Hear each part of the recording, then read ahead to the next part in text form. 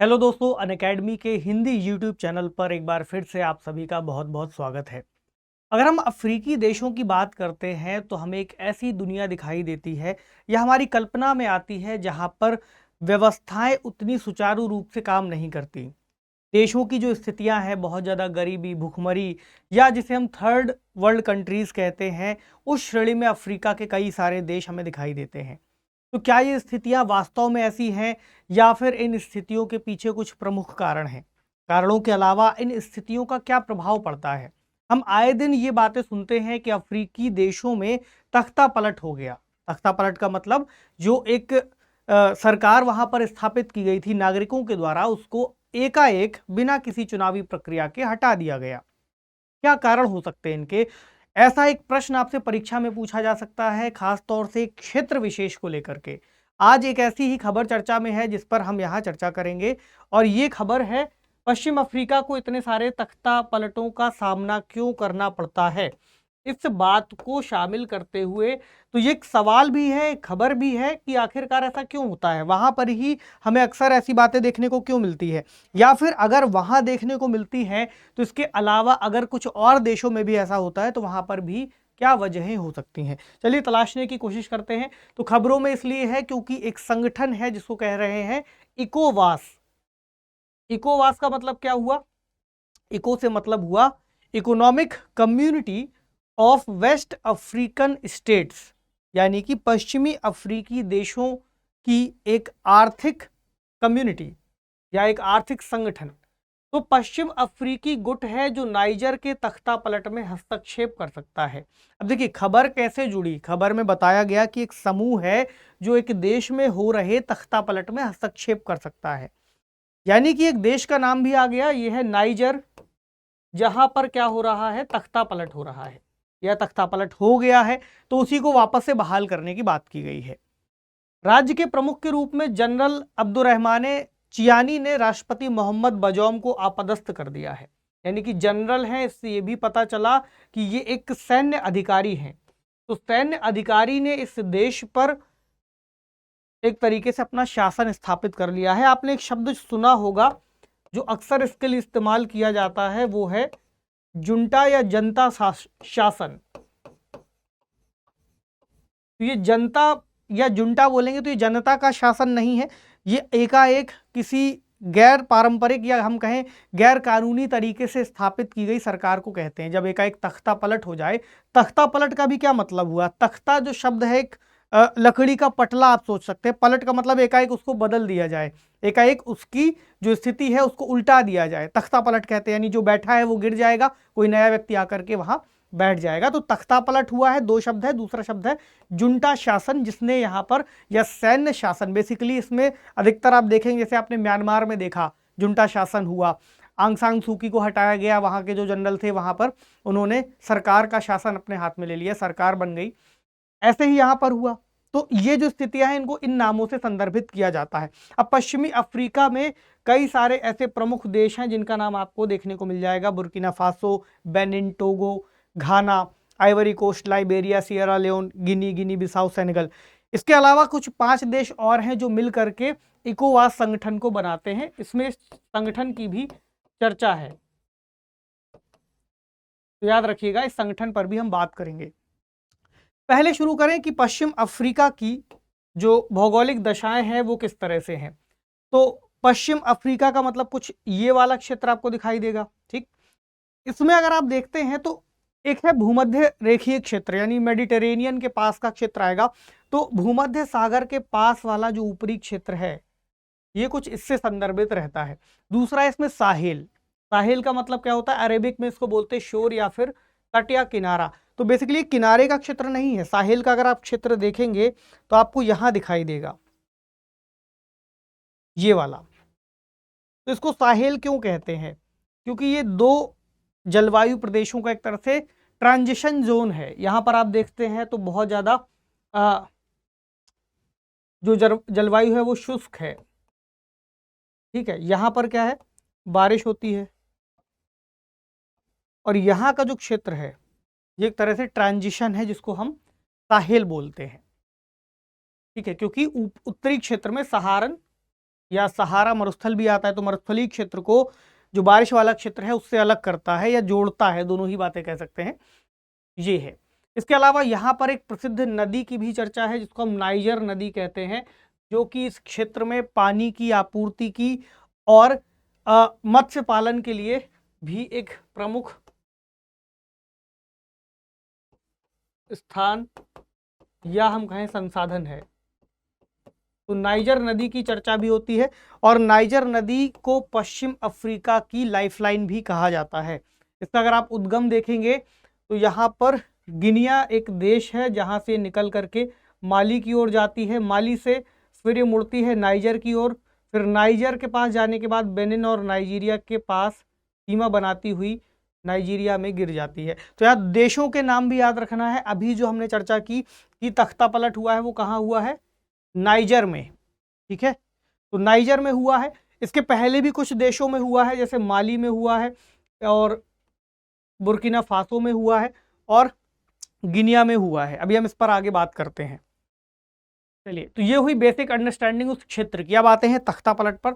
तो तख्ता पलट जो शब्द है हमने चर्चा कर ली कि सेना या अन्य नागरिक अधिकारियों के द्वारा मौजूदा नेताओं को पद से हटा देना और इस तरह का जो प्रयास है खुलेआम किया जाना। इसके पीछे कुछ कारण हैं जो वो देते हैं। अगर कभी भी कोई ऐसी सरकार स्थापित होती है तो ये बात स्थापित करने के लिए या अपने शासन को वैधता दिलाने के लिए वो ये कहते हैं कि आतंकवाद बहुत ज़्यादा बढ़ गया था और नागरिक सरकार के द्वारा उस क्षेत्र को संभाला नहीं जा सकता था। ऐसे में जो सैन्य अधिकारी हैं उनको शासन अपने हाथ में लेना पड़ा। तो ऐसी एक बात तो निकल करके आती है, लेकिन क्या वाकई में इतनी सही बात है? एक अध्ययन से क्या पता चला है कि 1950 के दशक से अफ्रीका में 200 से ज़्यादा ऐसे प्रयास हो चुके हैं और इनमें से भी लगभग आधे सफल रहे हैं। सफल का मतलब 7 दिनों से अधिक समय तक चलने वाले रहे हैं, उसको सफल मान लिया जाता है एक अर्थ में। तो एक संगठन की जो चर्चा है वो ये है इकोवास। इकोवास क्या है? पश्चिम अफ्रीका में स्थित 15 देशों का एक क्षेत्रीय राजनीतिक और आर्थिक संघ है जो इस क्षेत्र में इस दिशा में काम करता है कि देशों के बीच जो संबंध है वो बेहतर रहे, वहाँ पर व्यापार ठीक से होता रहे, वहाँ पर ऊर्जा की स्थितियाँ, परिवहन की स्थितियाँ, संचार की स्थितियाँ एक सी बनी रहें और वो एक साथ प्रगति कर सकें। तो 28 मई 1975 को लागोस की संधि पर हस्ताक्षर के साथ इसको स्थापित किया गया था और संधि के एक संशोधित संस्करण पर सहमति होने के बाद 24 जुलाई 1993 को इस पर हस्ताक्षर किए गए थे। इस संगठन में जो भी सदस्य देश होते हैं उनके ही किसी हेड ऑफ स्टेट को 1 साल के लिए यहाँ पर चेयरमैन बनाया जाता है। जैसे कि इस समय नाइजीरिया के जो हेड ऑफ स्टेट हैं, प्रेसिडेंट हैं, उनको यहाँ पर इसका चेयरमैन बनाया गया है, ठीक है। उनका नाम बोला अहमद है और वो यहाँ पर अध्यक्षता इसकी कर रहे हैं। देशों की बात करें तो इसमें सेनेगल है, गाम्बिया है, गिनी बिसाऊ है, यहाँ पर केप वर्डे है, गिनिया है, सियरा लियोन है, लाइबेरिया है, कोट डी आइवर है, Mali, Burkina Faso, Niger, Nigeria, Benin, Togo, ठीक है। ये कुछ प्रमुख नाम हैं। हमने चर्चा की थी कि अभी इस संगठन से ही, इकोवास जो संगठन है उससे ही माली में, गिनिया में और बुर्किना फासो में कुछ दिनों पहले तख्ता पलट हुआ है, सैन्य शासन स्थापित हुआ है। तो इन देशों की जो सदस्यता है कुछ समय के लिए इन्होंने यहाँ पर निलंबित कर दी है कि जब आपके देशों में ही या इन क्षेत्रों में ही जब लोकतंत्र द्वारा स्थापित सरकार नहीं है, जनता द्वारा स्थापित सरकार नहीं है, तो हम उसको मान्यता नहीं देंगे या फिर इस जो संगठन है उसके निर्णयों में उनको शामिल नहीं करेंगे। अगर आप कुछ पुराने इतिहास को देखते हैं तो आपको यहाँ दिखाई देता है कि कितनी बार यहाँ पर अफ्रीकी देशों में तख्ता पलट या जो संघर्ष है उसकी स्थितियां बन चुकी हैं। जैसे सिविल वॉर की अगर आप बात करें तो इथोपिया के क्षेत्र में सिविल वॉर की घटनाएं चल रही हैं। यहाँ नाइजर है जहाँ हाल ही में तख्ता पलट हुआ है, माली में हो चुका है, गिनी में हो चुका है, बुर्किना फासो में हो चुका है।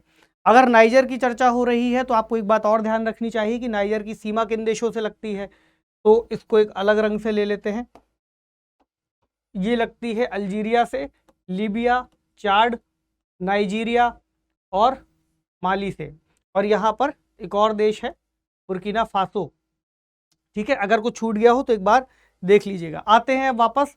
तो इकोवास की हम चर्चा कर रहे थे कि एक तरह का संगठन है जो इस क्षेत्र में शांति बहाल रखने के लिए और आर्थिक गतिविधियों को बढ़ावा देने के लिए प्रयास कर रहा है। इस संगठन को कई सारे देशों का समर्थन भी एक तरह से इसलिए मिल रहा है, चाहे वो यूएस हो या बाकी के जो देश हैं, क्योंकि अगर इस क्षेत्र में अशांति होगी तो बाकी के देशों का जो यहाँ निवेश है वो भी बाधित होगा और प्रभावित होगा। तो लक्ष्य क्या है इसका, जैसा आप ईयू का लक्ष्य देखते हैं आपको कुछ कुछ वैसा दिखाई देगा, जैसे एक समान मुद्रा रखना, पश्चिम अफ्रीका में एक एकल बड़े व्यापारिक ब्लॉक का निर्माण करना कि एक सभी देश आपस में मिलकर के व्यापार कर सकें। इसके अलावा जो काम इनका एक और ज्यादा है वो दिखाई देगा आपको कि शांति सेना के रूप में कार्य करना, यानी ऐसे कई सारे देशों का आपको उदाहरण मिल जाएगा जहां इन्होंने पहले शांति स्थापित करने के लिए प्रयास किए हैं। जैसे लाइबेरिया में कुछ समय पहले ऐसी घटनाएं हुई थी जहां इन्होंने शांति स्थापित करने के प्रयास किए, अपनी सेना भेजी। लेकिन ये सेना भेजना भी इतना आसान नहीं होता, ये भी एक खर्च पर आता है। क्षेत्र में स्थिरता बहाल रखना भी अपने आप में एक चुनौती होती है। तो राजनीतिक अस्थिरता और अशांति के समय ब्लॉक के जो सदस्य हैं उनमें सैन्य हस्तक्षेप भी ये करते हैं, जैसा भी हमने पीछे देखा कि अभी इन्होंने इन 3 देशों को लेकर के भी बात कही थी कि इनको शामिल नहीं करेंगे या इनकी सदस्यता कुछ समय के लिए रद्द कर दी जाएगी। कौन कौन से? माली, गिनिया और बुर्किना फासो में।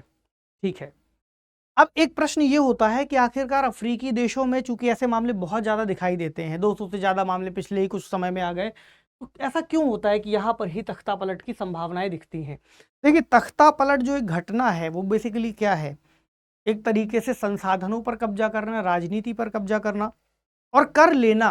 क्योंकि एक सवाल ये भी होगा, आप कभी सोचिए कि भारत में कभी तख्ता पलट जैसी बातें क्यों नहीं होती, ऐसी घटनाएं क्यों नहीं घटित होती, या हम ऐसा सोच भी नहीं पाते हैं कि हमारी सेना का कोई अधिकारी ऐसा करेगा। क्योंकि भारत के अंतर्गत लोगों का जो जुड़ाव है, देश की जो संरचना है, राजनीति का जो स्ट्रक्चर है और हमारी आज़ादी की जो प्रक्रिया है, वो सभी चीज़ें मिल करके एक ऐसे आदर्श हमारे भीतर लेकर के आती हैं कि हम सत्ता का हस्तांतरण बहुत ही आसानी से कर देते हैं। असल में ये जो बात है बहुत गहरी है, केवल इस आदर्श पर ही नहीं है। अगर आप किसी भी देश की स्थिति को आज के समय देखते हैं तो उसकी आज़ादी की प्रक्रिया को जरूर आपको देखना चाहिए, अगर वो आज़ाद हुआ है तो। लेकिन कुछ देश ऐसे रहे हैं जो शुरुआत से ही विकसित या विकास के क्रम से जुड़े रहे हैं, जैसे अगर हम यूके की बात करें या फिर यूएसए की बात करें। हालांकि यूएसए ने एक लंबे समय तक युद्ध लड़ा है और उन्होंने आज़ादी को प्राप्त किया है। अगर आप एक उदाहरण देखें भारत का और चीन का, तो भारत में हमें जो आज़ादी मिली है, ऐसा कई सारे लोग मानते हैं कि हमने बेसिकली महात्मा गांधी या उन क्रांतिकारियों की परंपरा में हिस्सा लेकर के आज़ादी को प्राप्त किया है। हमने धैर्यपूर्वक आंदोलन के तरीके से, शांतिपूर्ण आंदोलन के तरीके से आज़ादी को हासिल किया है, जिसको हम कहते हैं कि गांधी जी की लाठी से वो चीज़ हमें प्राप्त हुई है। वहीं अगर आप देखेंगे चीन में ऐसा कहा जाता है कि माओ की बंदूक से हमें या फिर चीन को आज़ादी मिली है। तो वहाँ का स्ट्रक्चर अपने आप में बहुत हिंसक है। वहाँ पर जब भी कोई व्यक्ति प्रोटेस्ट करने आता है, जैसे कई सारी घटनाओं का आप उदाहरण ले सकते हैं टियानमेन स्क्वायर में, जहाँ पर सरकार ने ही अपने ही नागरिकों पर टैंक चढ़ा दिया था। तो ऐसी घटनाएं होती हैं। तो ये एक कारण हो सकता है कि उस देश का क्या विचार रहा है। ये हुआ वैचारिक कारण। एक कारण आर्थिक भी है, स्थिरता की बात है। उस क्षेत्र में अगर आर्थिक गतिविधियां इतनी बेहतर नहीं है, लोग शिक्षित नहीं है, गतिविधियों में नहीं जुड़े, कुछ क्रियाकलाप आर्थिक में नहीं जुड़े, तो उसका भी एक प्रभाव पड़ेगा।